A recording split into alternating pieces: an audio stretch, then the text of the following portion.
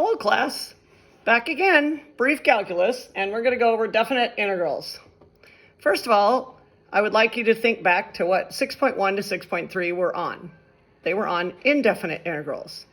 And every time you got an indefinite integral, you got an equation as an answer, usually plus k. This time, we're going to get definite integrals, and definite integrals have define definite, a value from a lower limit to an upper limit, which is a number. So they have, this is the formula you're going to see in the book. It's the integral of little a to little b of little f of x d of x equals big F at b minus big F at a. So the indefinite integral is little a to little b, f of x dx equals big F at b minus big F at a. You'll have to get that written down as your formula, and then we'll go from there. Okay, I've condensed them from the book, so they're not all in the same order as they were. This is, I think, starts with example 2. So evaluate is what they're going to say. Evaluate because we can actually find a value. The integral from 2 to 3 of x squared dx. So the first thing you have to do, I wrote steps down here. Step 1, you need to integrate.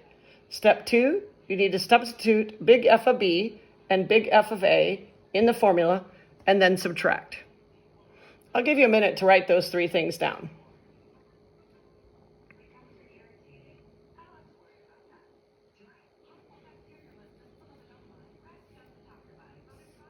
All right, so the first thing we're going to do is integrate x squared.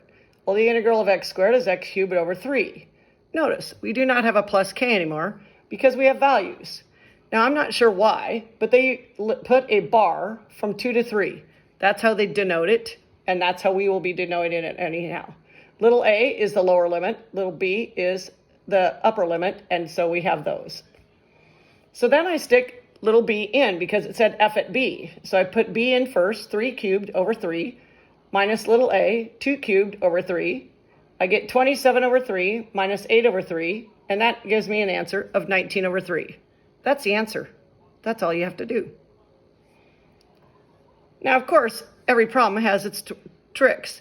You can have normal integration rules, you can have substitution integration rules, and you have integration by parts integration rules.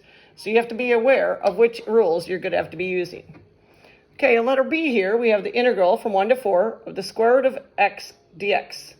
Well, the square root of x is better written as x to the half dx. So I rewrite the integral 1 to 4 x to the half dx. So that's the first thing I do. Then that's step 1, integrate it. So I get x to the 3 halves over 3, reciprocate it 2. So you get 2/3 x to the 3 halves. Again, no k when integrating definite integrals. Then you put in your 4, 2 times 4 to the 3 halves all over 3, minus 2 times 1 to the 3 halves all over 3.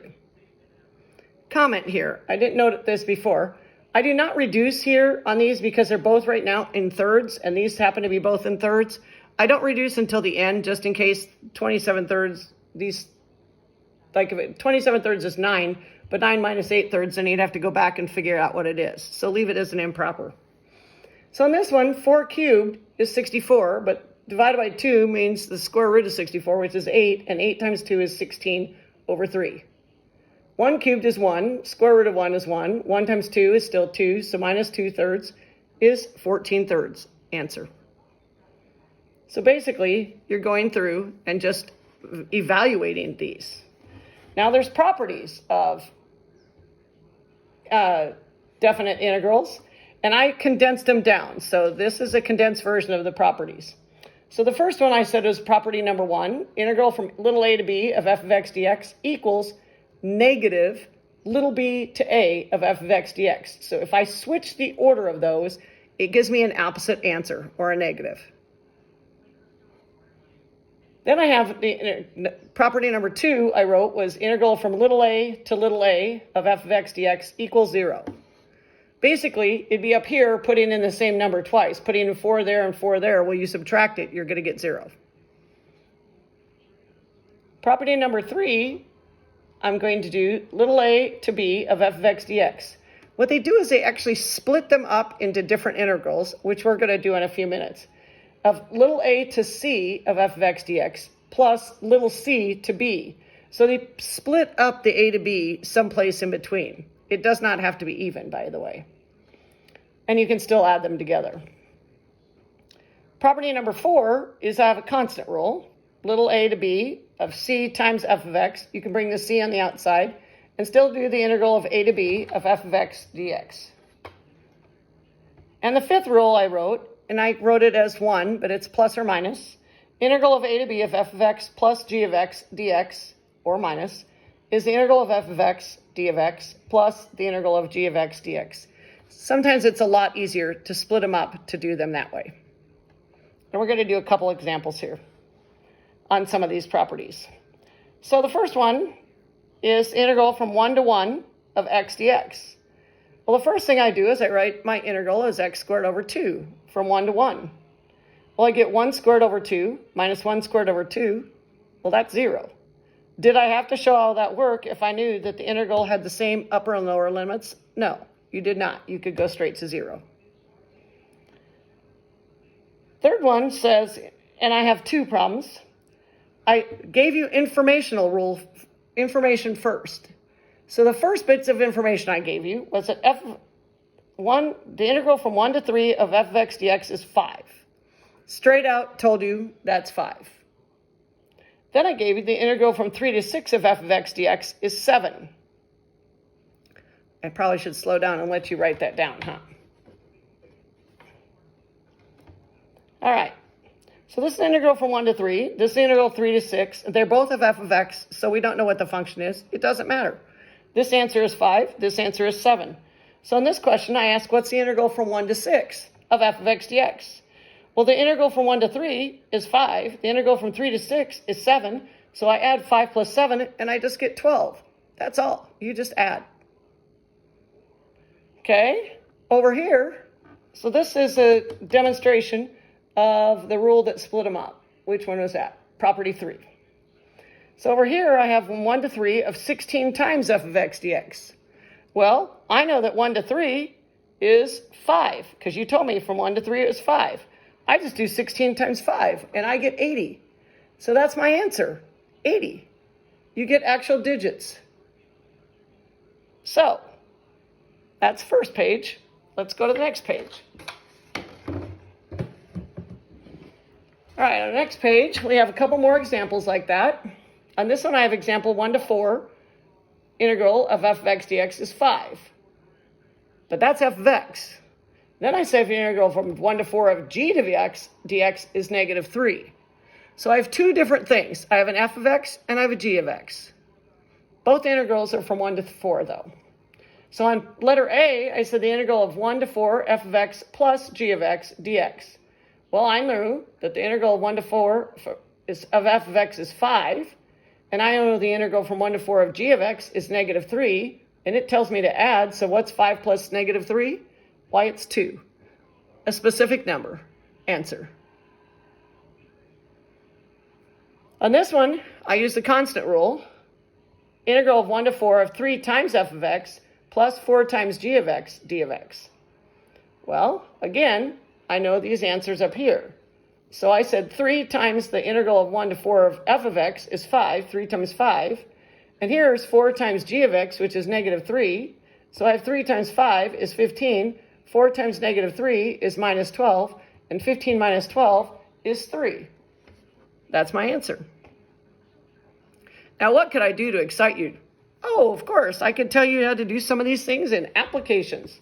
So let's see if I can read some of these word problems from the side. Example 5 here. This says, the marginal cost, by the way, you'll see all of this on section 6.4 is on page 442 to 446, I believe. 448, my bad. The marginal cost of producing X units is 3x squared minus 200x plus $1,500. For the increase of cost of production, it is increased from 90 to 100 units. So I go, oh, well, they gave me the marginal cost meaning the derivative. So I need to integrate that from 90 to 100 to get to my cost function. So I do 90 to 100. First of all, I have to integrate. 3x squared is 3x cubed over 3. 200x is minus 200x squared over 2. Plus 1500 is 1500x. And since I have numbers from 90 to 100, I do not have to have a plus k. I do some math. First of all, I cancel out the 3's. I cancel that 2 into that 200, make that 100x. And I get some math. I put the top number in first. 100 cubed minus 100 times 100 squared plus 1500 times 100 is 150,000. Minus what's in pink over here, 90 cubed minus 100 times 90 squared plus 1500 times 90, that was 54,000. What is 154,000 minus 150,000 minus 54,000? $96,000. Cost is increased from 90 to 100 units.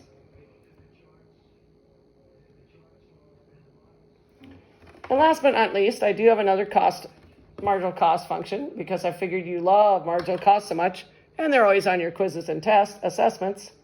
So C prime of x, your marginal cost is 4 minus 0.2x from 0 to 10. It tells you you're not going to go over 0 to 10 units. Where C prime is in thousands of dollars and X is in hundreds of units per day.